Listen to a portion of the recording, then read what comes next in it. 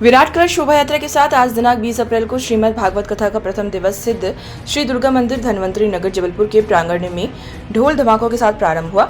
इस अवसर पर केकेएस इंडिया चैनल के chief bureau reporter doctor Arun Mishra के साथ पंडित के शुक्ला, आर.के. गोल्हानी, प्रदीप खरे, सुरेश चौहान, मातृशक्ति श्रीमती चंद्रा दीक्षित, गेवीनाथ मंदिर सेवा समिति से बीपी अवस्थी, अभय शंकर प्यासी, गोपाल तिवारी सहित मंदिर के भक्तों आमजनों के साथ बड़ी संख्या में भक्तगण शामिल रहे।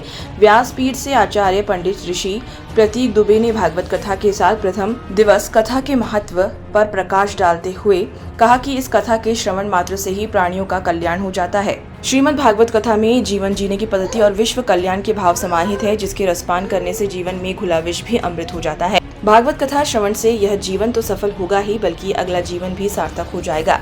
अंत में श्रीमद् भागवत की आरती के साथ प्रसाद वितरण एवं कथा का विराम हुआ। जबलपुर से डॉक्टर अरुण मिश्रा की रिपोर्ट। हमको जीना सिखाती है कि इस संसार में कैसे जिया जाए। एक पिता का एक पुत्र से कैसे संबंध हो, एक भाई का भाई में क्या संबंध हो, एक पति का पत्नी में क्या संबंध हो, ये सारे संबंधों को हमें रामचरितमानस इस संसार में जीना सिखाती है।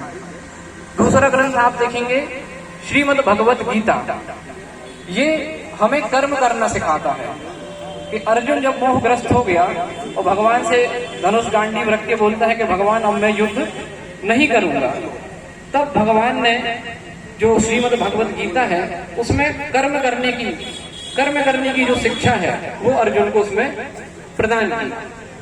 तो जैसे आपको रामायण इस संसार में जीना सिखाती है, श्रीमद् भगवत गीता कर्म करना सिखाती है, ऐसे ही श्रीमद् भागवत महापुराण आपको मरना सिखाती है।